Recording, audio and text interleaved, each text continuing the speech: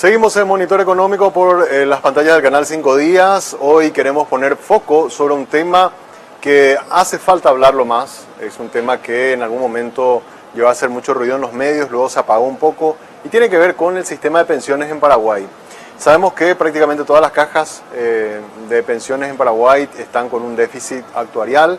Se habla de más o menos un poco más de 1.500 millones de dólares que están de los fondos de pensión en los bancos y que eso está generando también poca rentabilidad. ¿Cómo hacer para que esas cajas de pensión generen más rentabilidad, sean sostenibles en el tiempo? ¿Cuáles son los problemas que hay que resolver? Por ejemplo, la necesidad de contar con un regulador también que hasta ahora no tienen, con la creación de una superintendencia de pensiones. Todo eso queremos hablar hoy con el economista César Barreto. Él ya está con nosotros en línea, a quien saludamos también. ¿Cómo te va, don César? Muy buenos días. Muy buen día, un saludo para la audiencia. Bueno, una consulta que queríamos hacer. Cierto, don César, y te agradezco que puedas participar hoy con nosotros aquí en el programa. Tiene que ver con una cuestión básica, ¿verdad? La necesidad de contar con un regulador que pueda fijar los parámetros, las reglas, para que puedan ser sostenibles las cajas de pensión. En algún momento se llevó durante, por ejemplo, la administración, cuando estaba como ministro de Hacienda Benigno López, se llevó a presentar, incluso en el gobierno anterior, también se llevó a presentar propuestas de leyes para crear esta superintendencia. Sin embargo, hubo mucha resistencia de varios segmentos del sector sindical, de algunos gremios incluso, de contar con esta figura. ¿A qué se exponen las cajas de pensión al no tener un regulador que pueda estar marcando la cancha y que pueda ir solucionando los déficits que vamos viendo en cada una de ellas, don César? Mira, yo creo que hay que mirar la experiencia pasada que ya hemos tenido nada más, digamos, ¿verdad?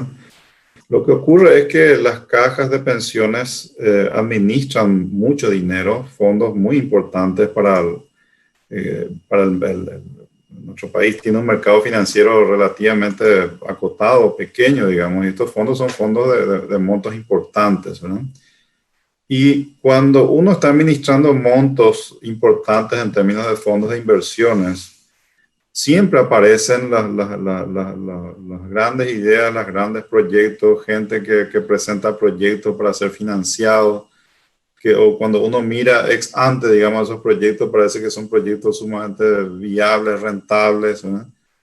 Pero la verdad es que hemos perdido mucho dinero. Hay cajas que han perdido dinero, el propio IPS ha perdido dinero en la década del 90, montos muy importantes por haber hecho inversiones equivocadas.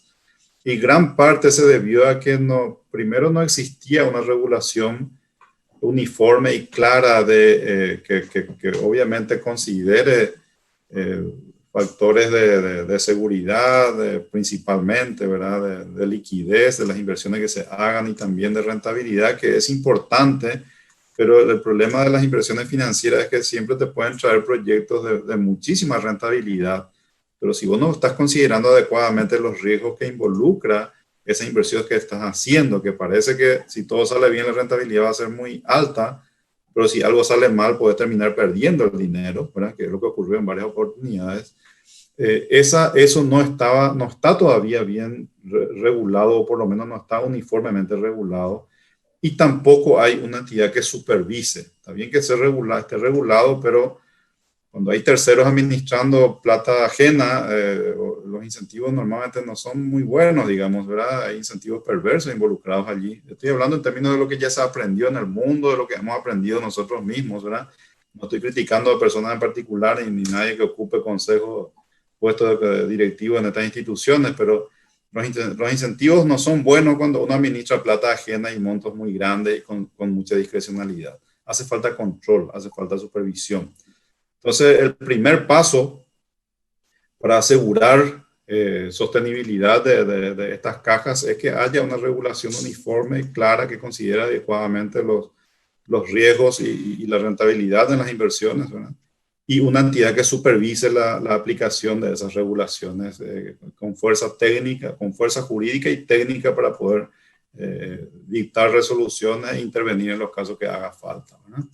Es un paso inicial fundamental en un proceso de reforma que involucra muchos otros aspectos que va a llevar mucho tiempo seguramente, ¿verdad? Ahí usted habló de un tema fundamental y que fue, creo que el punto de mayor discusión en su momento de quiénes van a integrar ese consejo administrativo, ese consejo directivo de una eventual superintendencia de pensiones. En algunos casos habían algunos gremios que no querían ni siquiera que esté en la sede del Banco Central y que tenga participación el Banco Central como un regulador. Otros decían que sí, que la experiencia técnica que tienen los funcionarios del Banco Central es importante. Se hablaba de un modelo similar al del INCOP, pero otros también cuestionaban de que ese modelo de casi autogestión le está haciendo de alguna manera también un poco tener un sistema de control frágil al sistema cooperativo. En su opinión, ¿cómo tendría que estar diseñado si eventualmente se llega a reflotar un proyecto de creación de una superintendencia de pensiones, ese consejo directivo del cual tanto se discutió, don César? Yo creo que eso únicamente uno puede basarse en ciertos principios importantes para que estas entidades cumplan su rol de manera efectiva. Primero, un principio de independencia que es fundamental, principio de independencia de los actores involucrados en el proceso de administración. O sea, no pueden ser los mismos que están administrando los que formen parte de un ente que les está supervisando a ellos. Eso va en contra del principio de independencia que tiene que haber para que efectivamente pueda funcionar esa supervisión. Y segundo, de que tiene que haber capacidad de autoridad técnica en la materia. O sea, no se pueden poner como reguladores a personas que no tengan los conocimientos y la experiencia relativas, en este caso, a inversiones financieras, a mercado financiero, mercado de capitales, instrumentos de inversión, una serie de cosas que requieren una cierta competencia en el ámbito como para poder entender bien qué es lo que se está haciendo. Cada operación uno tiene que tener claridad de qué implica en términos de riesgo y en términos de rentabilidad, ¿verdad? Y de liquidez también. Y para eso hace falta personas competentes, ¿verdad? Yo he sido uno de los que he apoyado con fuerza de que este regulador tiene que estar dentro del Banco Central, considerando que nuestro país es el capital humano de este nivel, digamos, todavía es muy poco disponible en todos los ámbitos, digamos, ¿verdad? Y creo que el Banco Central es un lugar donde existe una cantidad importante, por lo menos, de gente con las competencias para poder hacer un trabajo efectivo en este campo. Además, el hecho de que el Banco Central sea un organismo independiente ha funcionado con mucha independencia en su historia. Creo que es un complemento importante para asegurarnos que efectivamente controlen aquello que tienen que controlar y de la manera correcta, dando credibilidad y confianza a todo lo que están operando, tanto en el mercado financiero como también a los beneficiarios o afiliados a estos fondos de pensiones, ¿verdad? Que uno de repente se sorprende un poco de que parece que no hay tanta preocupación de la gente, especialmente de los trabajadores en su edad laboral activa todavía, respecto a qué implica para ellos estos temas, ¿verdad? Sin embargo, cuando llegan a la edad cercana a la jubilación, empieza una preocupación y por ahí se llevan sorpresas y yo todavía espero que se puedan corregir algunas deficiencias que tiene el sistema nuestro para evitar que esas sorpresas sean grandes para muchos de los que están a nuestra edad, más o menos en este momento, que están esperando en algún momento poder retirarse y vivir dignamente en su vejez, ¿verdad? Es un tema complejo que yo creo que hay que abordarlo bien porque si cometemos errores a estas alturas de vuelta, creo que nos va a costar muy caro, ¿verdad? Y justamente recuerdo el proyecto que se había presentado, usted recién habló de un regulador que analice cada una de las inversiones que se proponen en los directorios de cada una de las cajas, ¿verdad? Hoy estamos haciendo justamente una pregunta a la audiencia a través de las redes sociales que tiene que ver con estos 1.600 millones de dólares. Eso es más o menos lo que mueve IPS, pero creo que si se le suma algo así como 400, 500 millones de las otras cajas, estamos hablando de cerca de 2.000 millones de dólares lo que mueven los fondos de pensión. Y la pregunta que le hacíamos a los televidentes tiene que ver si se consideraban que eso se tenía que seguir en el CDA, ¿verdad? Que es donde están gran parte de esos fondos, invertir en infraestructura, invertir en la bolsa o otorgar más crédito a sus asociados. Y hay una mayoría que todavía considera que se tienen que seguir guardados en los bancos ese dinero. Un 30%, por ejemplo, nos está diciendo eso. Invertir en la bolsa un 26%, otorgar créditos un 25%. Y invertir en infraestructura, así como lo hizo Chile, un 17%.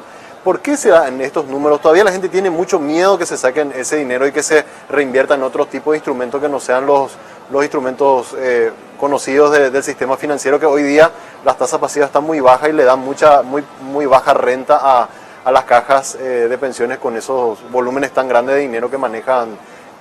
Don César, ¿cuál es el problema y qué es lo que se tiene que evangelizar un poco para poder ayudar a que tengan mejor renta, pero renta también segura, y que puedan ese dinero tener un mejor retorno y consecuentemente un mejor futuro para los pensionados? Yo creo que ha marcado mucho la experiencia que se tuvo en años anteriores cuando se invertían los fondos de pensiones en otros tipos de instrumentos. En la mayoría de los casos, no digo en todos, ¿verdad? Pero lo que hemos visto por lo menos es que ha terminado en malos manejos luego en algunos casos y en otros casos en pérdidas importantes para los fondos de pensiones, ¿verdad? Pero yo le asigno esos errores o esas pérdidas que se tuvieron en algunos casos a una falta de regulación y de supervisión adecuada. O sea, yo creo que lo que falló ahí es si hubiera existido limitaciones claras de que no se puede invertir en instrumentos de alto rendimiento, por ejemplo, que es casi, para lo que conocemos de este mundo financiero, sabemos que el riesgo era altísimo, ¿verdad? Pero tendría que haberse limitado regulatoriamente eso, ¿verdad? Imposibilitado incluso, ¿verdad? Yo creo que habría que imposibilitarlo, ¿verdad? Los fondos de pensiones no están en ninguna parte del mundo se invierten en activos de alto riesgo. Fíjate que los fondos de pensiones de Estados Unidos, de Europa, no pueden invertir en Paraguay todavía porque la calificación riesgo país nuestra todavía no entra en los umbrales que ellos requieren, ¿verdad? ¿Por qué? Porque ellos están priorizando de que esa plata se invierta en lugares con más seguridad, obviamente con rentabilidad, pero con mayor seguridad de poder recuperar los fondos al momento en que hay que pagar las jubilaciones, ¿no? Entonces yo creo que eso impregnó mucho en la gente de nuestra generación e incluso gente mayor, pero yo creo que es muy necesario de que se vaya abriendo gradualmente, por eso que insisto de vuelta, la regulación y la supervisión de la Superintendencia de Pensiones, complementado con la Superintendencia de Bancos, complementado con la Comisión Nacional de Valores, que también tiene que mejorar su mecanismo de control en la bolsa. Tiene una serie de instituciones controlando de que el dinero se invierta adecuadamente, por más de que se está saliendo de los instrumentos tradicionales de un CDA. Yo creo que este modelo para el futuro hay que ir modificándolo, pero con los cuidados y de manera gradual en el tiempo, posibilitando de que los controles existan efectivamente en la práctica, ¿verdad? La infraestructura, por ejemplo, nosotros somos un país con mucha escasez de infraestructura y hace falta orientar una parte de esos recursos a financiar las inversiones en infraestructura que hacen falta en distintas áreas, ¿verdad? Y hoy no se puede, está limitado, ¿no? Ni siquiera puede invertir en bonos al tesoro, ¿verdad? Creo que es un proceso de enseñanza, aprendizaje que tendremos que ir construyendo. Repito de vuelta, lo importante es ir dando pasos graduales, controlados y seguros, de tal forma de no cometer de vuelta los mismos errores del pasado. Pero de que hace falta, hace falta. Eso yo creo que no podemos dejar de lado. Los fondos previsionales son típicamente fondos con perfil de largo plazo y que invierten desde una perspectiva de largo plazo, ya sea en el sector privado o en empresas privadas o en proyectos de infraestructura. Es lo que hemos observado desde Europa, de todos los países de Europa, de Estados Unidos y de otros países de la región también, que son recursos fundamentales en el proceso de desarrollo, ¿verdad? Y hoy están muy limitados en la posibilidad de utilización, ¿verdad? No, absolutamente. Y una consulta, o sea, cierto, falta la regulación, pero esto es un tema que venimos hablando hace varios años ya, don César, e incluso lastimosamente hubieron proyectos que se rechazaron. Y mi pregunta es la siguiente. Yo recuerdo en 2015, si mal no recuerdo, fue la última vez que se hizo así un estudio grande en IPS. Ellos hacían una proyección de que si no se hacía ninguna reforma, el déficit actuarial nos hablaba de problemas ya importantes para la caja del IPS allá en el año 2040. Después también tenemos la situación de la caja fiscal, que está luego ya con un déficit importante. Incluso en esta pandemia se tuvo que usar los fondos de crédito que se tomaron del exterior para poder seguir pagando y se usan todos los meses impuestos. Entonces, nosotros tenemos el diagnóstico bien claro de que hay que hacer cambios regulatorios, hay que hacer ajustes, pero parece que nadie toma la iniciativa como para comenzar esto y dar el primer paso. ¿Hasta cuándo es sostenible seguir así esperando y seguir solamente debatiendo y no que ya haya una decisión de comenzar por alguna parte y comenzar a corregir estos problemas que estamos evidenciando y que probablemente dentro de unos años sean más graves si es que nos dejamos de estar, don César? Yo creo que se debe un poco a la irresponsabilidad de los que conducen políticamente el país, porque ellos son los que deberían de tomar y realizar acciones en el sentido de ir buscando resolver estos problemas de fondo, ¿verdad? Pero obviamente en este momento estamos en medio de una pandemia y claro, por ahí la prioridad está muy focalizada en el tema de salud, ¿verdad? Pero una vez que salgamos de esto, una de las cosas que hay que focalizarse en esto, ¿verdad? Nos cuesta mucho a nosotros tomar decisiones en base a previsiones futuras respecto a las cosas. Eso es lo que ya la experiencia nos está demostrando. Eso, lastimosamente en la salud estamos viviendo una realidad por imprevisión, ¿verdad? Y nos va a pasar seguramente de vuelta en el tema de pensiones y jubilaciones. La caja fiscal, por ejemplo, ya está en un déficit que está creciendo todos los meses. Lo que en la ley de la caja pusieron un artículo que decía de que si faltaba recursos para cumplir con las jubilaciones, el Tesoro tenía que aportar la diferencia todos los meses y es la forma en que se está cerrando. Entonces, para la gente que no es funcionario público por ahí no se está dando cuenta de que estamos pagando ya todos con una parte de los impuestos, en vez de ir a financiar la salud, ya se está yendo a financiar las jubilaciones de los funcionarios que se retiraron hasta ahora, ¿verdad?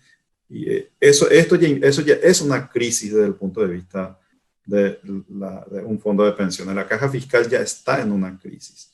Ese es el primero que hay que revisar en sus parámetros de diseño, de tal forma de ir corrigiendo esto gradualmente también seguramente y convertirla en una entidad que pueda financiarse con sus propios recursos, ¿verdad? O sea, no podemos comprometer todos los ingresos tributarios en los próximos años para pagar solo jubilaciones de funcionarios públicos, ¿verdad? Y el IPS, es cierto, los últimos estudios que se han hecho dan un poco más de tiempo, pero de vuelta, nuestra imprevisión va a ser que vamos a llegar a los 2040 que vos mencionaste, que ya estamos cerca, cada vez estamos más cerca, y vamos a encontrarnos de que el IPS no le va a poder pagar a los que se están jubilando en el 2041, en el 2042. Lo que pasa es que ahí ya las reformas ya son muy dolorosas allí, porque ya tenés que vamos a reducir las jubilaciones, vamos a tener que aumentar los aportes de los trabajadores activos, o sea, los ajustes ya son sumamente duros, ¿verdad? Hay que mirar sobre el ejemplo de Brasil, que hace poco nomás hizo una reforma pequeña, sumamente pequeña, pero que implicó costos sustanciales para todo el mundo, los involucrados en el sector, ¿verdad? Nuestra imprevisión nos está matando. Yo creo que hay que encarar las cosas en el momento adecuado y explicarle bien a la gente que hay cosas que se pueden y hay cosas que no se pueden. Pero si los políticos luego se ponen en la posición de que ellos creen que todo se puede, entonces es muy difícil avanzar en este tipo de cosas más razonables, digamos, ¿no? Yo soy un crítico de ellos porque ellos por ejemplo, aprobaron un sistema de unos beneficios para el sector médico hace poco nomás, ¿verdad? Que empeoraba la situación, ¿verdad? Y los médicos me llamaron la atención, un sector que tiene, por sentido común, por lo menos tendría que entender que tiene que haber cierta relación entre lo que ellos están ahorrando y lo que cobran después de la jubilación, con 20 o 25 años de estudio más o menos que tienen también en el campo médico, pero lo que pasa es que cuando uno estudia tantos años finalmente desarrolla una cierta capacidad de raciocinio y de sentido común que uno entiende las cosas por más que no sea especialista en el tema, ¿verdad? Pero estamos dando pasos lastimosamente en contra de esto y la imprevisión nos va a terminar matando de vuelta en este tema, ¿no? Yo no soy muy optimista en esto porque es una reforma muy compleja Y cuesta mucho hacerle entender a la gente de que en el 2040 va a tener problemas, porque él tiene problemas hoy luego, entonces ¿qué le importa 2040 más o menos? Es la forma en que la gente ve esto, ¿verdad? Así mismo. Del caso de los médicos, hay gente que se jubila antes, el caso por ejemplo de los policías y militares cuando pasan a retiro, y hay gente súper joven que ya tiene que comenzar a recibir también sus pensiones. Con los docentes pasa también el tema, hay problemas también en el tema de la edad. En algún momento se llegó a hablar, incluso como la expectativa de vida hoy de Paraguay es mucho más alta que hace 20 o 30 años atrás, se llegó a hablar de ajustar también la edad de jubilación de 60 a 65 años. El último dato que nos daba a conocer el Instituto Nacional de Estadística nos hablaba que la expectativa de vida en Paraguay hoy ronda entre 72 y 75 años de vida, con lo cual evidentemente los cálculos que se habían hecho para que la gente se jubile a los 60 ya están totalmente desfasados. Todas estas cosas son cuestiones que tenemos que comenzar a poner en debate y poder ir viendo, bueno, qué es lo que podemos ir avanzando para que no nos lleguen esos plazos en que nos marcan los estudios actuariales y nos comiencen a explotar bombas por todas partes y eso puede llegar a generar un efecto, un impacto social grave, don César. Impacto social grave en los segmentos que supuestamente se quiere proteger, que es los segmentos de tercera edad. Yo les quiero pedir que miren nomás qué jubilación reciben los jubilados en la Argentina en este momento. No tienen ninguna relación con los aportes que ellos realizaron en su edad activa, pero no para arriba. No, se devaluó tanto las pensiones que hoy están cobrando pensiones que están por debajo de la línea de pobreza. Gente que tenía buenas remuneraciones antes en su época laboral activa. O sea, eso te pasa cuando no haces las cosas en forma, llega el momento de los problemas y quienes son los que sufren, no vas a poder pagar las pensiones que vos tenías comprometido. Si tenía que cobrar 5 millones de guaraníes y no alcanza la plata para pagar 5 millones de guaraníes, vamos a tener que pagarle proporcional a cada uno lo que da la plata para poder pagar. Vamos a recortarlo un 30%, vamos a recortarlo un 40%. En la Argentina lo hacen a través de una inflación alta, ¿verdad? Porque si la inflación es baja, vos vas a tener que recortarle nominalmente las pensiones a la gente, porque no hay plata. Ya se hizo eso en Paraguay. Le quiero recordar a la gente, los jubilados de la caja bancaria, ya por el 2008-2009, que entraron en crisis, se les recortó el 50% de las jubilaciones. O sea, esto es una realidad. Eso, ¿no? Entonces, los parámetros que vos estabas mencionando, hay que revisarlos de una manera prudente, por lo menos cada una década, por lo menos, ¿verdad? Nosotros hemos definido cosas, el IPS, por ejemplo, ya por la década del 40 del siglo pasado se creó el IPS con una cosa total, época diferente totalmente. Se hicieron algunos ajustes ya por los años 90, pero hay que hacer correcciones más importantes. Finalmente, la cobertura todavía es muy pequeña del IPS. Creo que llegan al 40% más o menos de los trabajadores que están en relación de dependencia, pero si le incluían los independientes, no cubre ni el 20% de la población activa, ¿verdad? Entonces, tenemos desafíos realmente grandes aquí. Y yo no sé si lo que me pregunto es, creo que no estamos, no es ni una pregunta, es una creencia mía, no estamos a la altura de las circunstancias, porque cuando se discuten estas cosas, uno ve que el nivel de discusión es totalmente otra, que no apuntan a una solución al problema. Sí, totalmente de acuerdo. Totalmente de acuerdo. Y bueno, y por último, mencionar también que del 100% de nuestros ocupados, que más o menos estamos hablando de 3 millones de personas, apenas un 20-22% está aportando a una caja. Que eso también es otro drama que en algún momento hay que buscar la forma de solucionarlo. Una última y breve nomás, porque estamos cerrando, don César. ¿Por dónde arrancamos? O sea, por la creación de esta superintendencia, por revisar el tema de la edad, porque acá hay demasiadas cosas que hay que corregir y la pregunta es, ¿cuál recomendaría usted que debería ser el primer tema básico, así como para comenzar a discutir y ir haciendo de a poquito por lo menos estas reformas tan necesarias? El primer paso es regular bien las inversiones y la creación de la superintendencia de pensiones, que haya una entidad responsable del sector, porque hoy no hay luego, entonces nadie mira esto desde un punto de vista macro en el sistema, de tal forma de comprender los problemas y las cosas buenas también, digamos, ¿verdad? Y plantear las soluciones que hagan falta, tanto coyunturales como estructurales. Para eso creo que una entidad técnica como la superintendencia es fundamental y es el primer paso. El segundo paso es revisar la caja fiscal.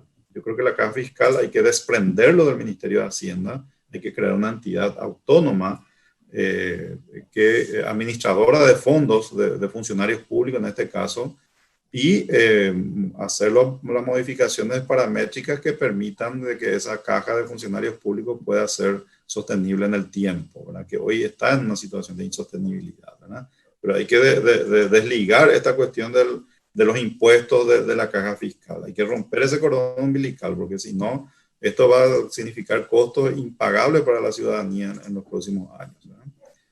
Ese es el segundo paso que estoy seguro que hay que hacerlo. Una cosa es inmediata, lo de la superintendencia, y el siguiente a corto plazo es la caja fiscal. Hay que encararlo, ¿verdad? Y en una tercera etapa, obviamente los fondos, la administración de fondos de los trabajadores del sector privado, que implica una serie de cajas ahí, no solamente una, el IPS es el principal, ¿verdad? Pero hay que, desde mi punto de vista y el último planteamiento que hice en un artículo que ya escribí en el año 2019, en base a la experiencia de varios países en el mundo, yo creo que tenemos que ir hacia un sistema básico, universal de jubilaciones, que sea tipo de reparto o de beneficios definidos, como se le llama en la jerga técnica, ¿verdad? Pero básico, o sea, solamente que cubra a personas con ingresos yo creo que un umbral sería 3 salarios mínimos como máximo, ¿verdad? Y por encima de eso ir a un sistema de capitalización de ahorro previsional sería, ¿verdad? Voluntario para la gente que quiera ahorrar porque necesita pensiones más altas para vivir, ¿verdad? No se puede hacer un sistema de subsidios como el de reparto para alguien que está ganando, no sé, 50 millones de guaraníes mensuales. Eso no, yo creo que eso no es ético incluso, ¿verdad? Hay que hacer un sistema básico que esté para la gran mayoría de la gente, donde seguramente vamos a tener que subsidiar algo, porque no se va a poder cubrir todo con aporte solamente, pero para los montos más altos tiene que ir a un sistema de ahorro previsional, que es el sistema mixto que se le llama, que está vigente prácticamente en todos los países europeos. Incluso Chile está migrando hacia un sistema como ese también, con las últimas reformas que está haciendo, ¿verdad? Pero esto requiere una visión de largo plazo que yo veo que todavía no está impregnado, por lo menos en nuestros líderes en Paraguay, ¿no? Falta mucho para eso, ¿no? Sí mismo, no, totalmente de acuerdo con la apreciación, don César. Ojalá que, yo sé que ustedes desde los debates que hacen en Dende han hablado muchísimas veces de este tema, he participado de varios de los foros. Acá en 5 días nosotros tratamos también cada vez que podemos de mencionarlo, y ojalá esto de alguna forma vaya por lo menos generando un poco de ruido en el ambiente y en algún momento despertar también a los que tienen la voluntad y el poder de decisión de poder comenzar a meter proyectos y volver a tocar esto, porque si no se nos avecinan cosas no muy positivas. Te agradezco muchísimo tu tiempo, gracias por compartir con nosotros estas reflexiones. Gracias por la invitación a ustedes. Muchas gracias. Y así estuvo con nosotros el economista, exministro de Hacienda también, director en un banco, también miembro de Dende, una persona con mucho conocimiento, el señor César Barreto, conversando hoy sobre un tema fundamental, el tema de los fondos de pensiones, qué hacer y cómo corregir todos los déficits, los problemas regulatorios que tienen las diferentes cajas, tanto del sector público como del sector privado. Hacemos una breve pausa, a la vuelta seguimos con más Monitor Económico.